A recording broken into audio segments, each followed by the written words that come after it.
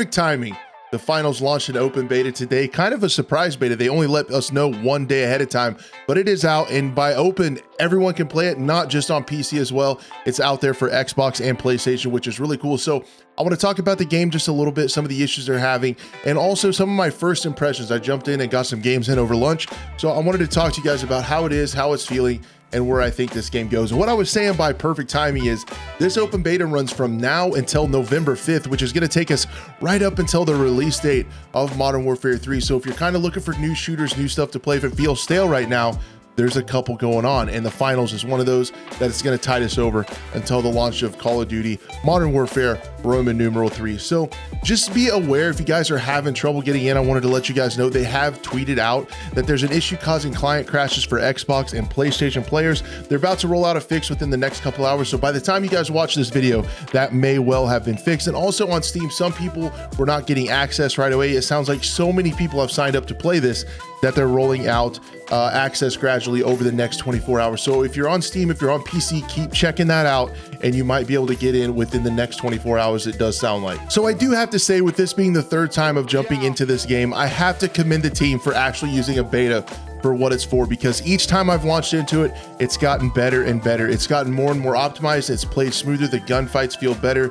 Everything just runs a lot better each time I've gotten into it. So I think this game has a ton of potential. As with the game modes, they are really fun. They are interesting. Not so much if you're into like slower tactical play, but I do want to put the caveat out there that tactics are definitely a thing. As you guys know from former DICE developers, destruction in this game is top notch. It's incredible. It's server side. It works really well. And you can use that destruction to make a lot of different plays when you're going for cash outs and stuff like that. I will say there's some interesting nuances that I've learned really early.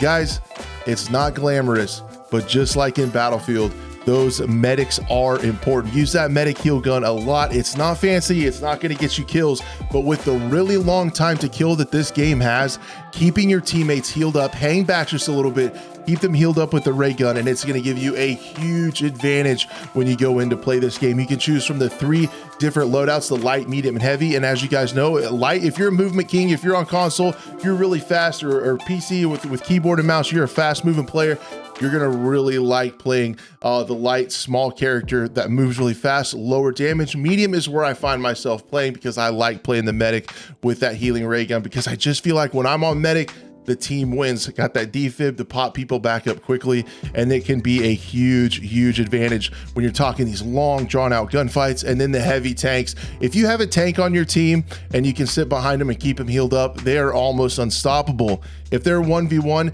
that enemy is not going to have enough ammo in their magazine to take down the heavy if you're healing them from behind. Some of the other caveats that I've been learning from this game too, if you're playing the cash out mode, if you hang back just a little bit and go in for those cash outs and try to steal them towards the end, that can be a really strong way to cop that cash right before it goes to the enemy team. And then talking about all the strategy, that comes the other thing.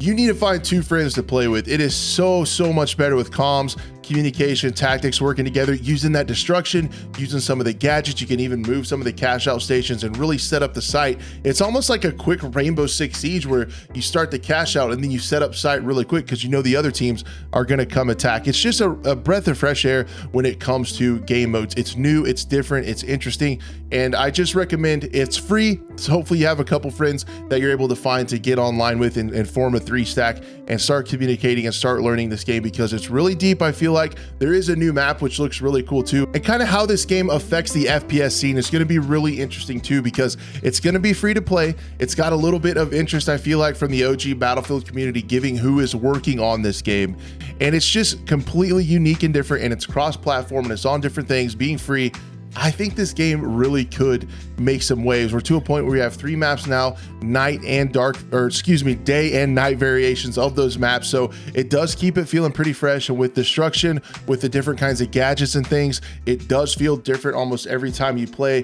Like most respawn shooters, this doesn't feel as repetitive to me. I have to get some more time into it and maybe do a follow-up and let you guys know what I'm thinking later on. But on the surface, with the way you can play the different tactics, and the objective game mode with all the destruction and the day-night cycles on the maps.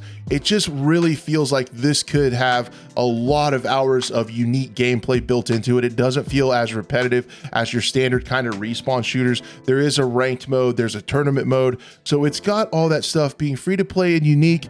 I'm really excited to see the splash that this game makes and the FPS genre as a whole. So I'm going to bounce. I'm going to go get some more hours into the game and see how it feels later on. We'll talk about it on the podcast on Monday for sure. Guys, thank you so much for watching the video. Check out the finals. Please down below in the comments, let me know what you're thinking of it so far, if you were able to get in and how you're liking it. I love hearing from you guys. Thank you so much for watching, and we'll see you later on.